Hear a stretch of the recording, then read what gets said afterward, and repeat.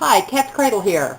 I started doing something this evening and thought I better get the camera and show you what I'm doing because I thought you might be interested. If you're like my family, there's no shortage of toilet paper tubes around your house. We save ours, and I'm going to show you what I do with them.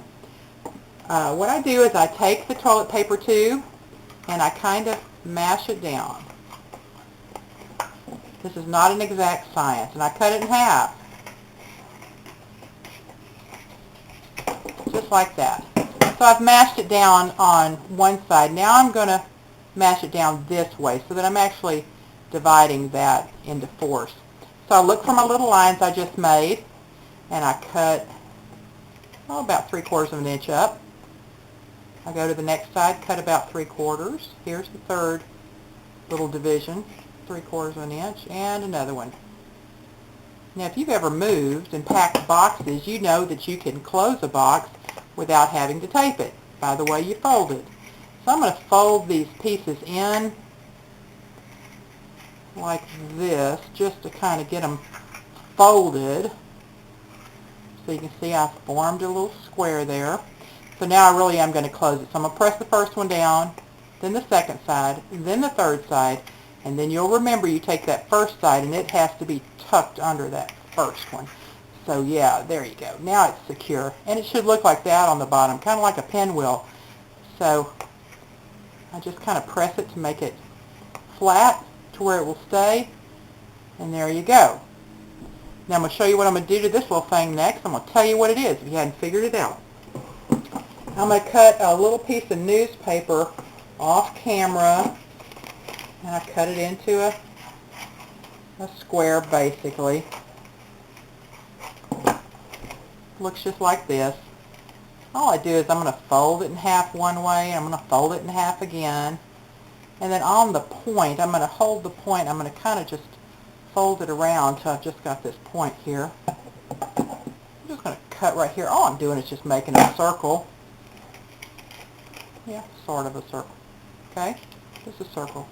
And I'm going to mash that into my little pot here. Ah, that's your clue, a pot. And I'm going to take right here some potting soil I have, some sterile potting soil that I bought from a big box store. And I'm going to spritz it just a little bit with the world's worst water sprayer, water bottle. And then I'm going to scoop up some of that potting mix. I'm going to press it down because firmer is better. You guessed it, I'm making my own little seed starting pots.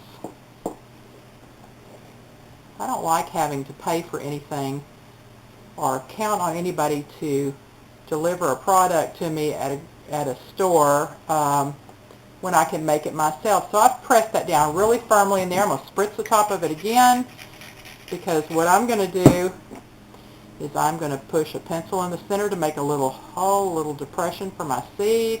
Trying to be careful not to pull all the soil out. There you go. I've got a little hole right there.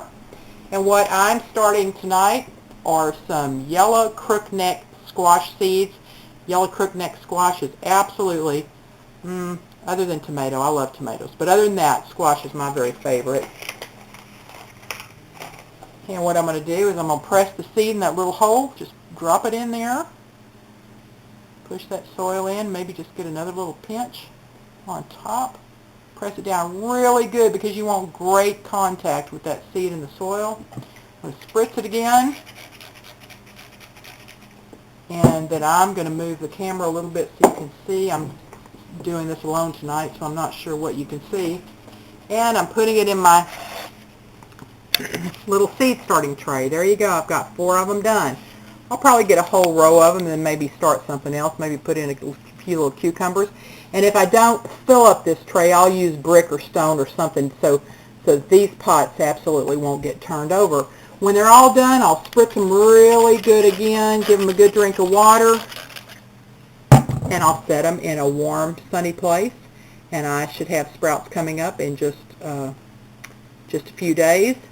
And the great thing about these is when I want to move these to my garden, when my little seedling's up and it's ready to go, all I have to do is open up the bottom here, open up these little 4 tabs, kind of splay them open, and then just set this right in the little hole where I'm going to plant it. The cardboard tube and the newspaper will both degrade, so you don't have to worry about that, and the pot offers some stability to the little seedling as it begins to grow. And there you go. No cost seed pots. I hope this is an idea you can use. If you try it, you're going to love it. It's easy, and it doesn't cost you anything to make these pots other than for your soil mix. And I hope it's successful for you. If you try it, let me know. That's all for now. Bye.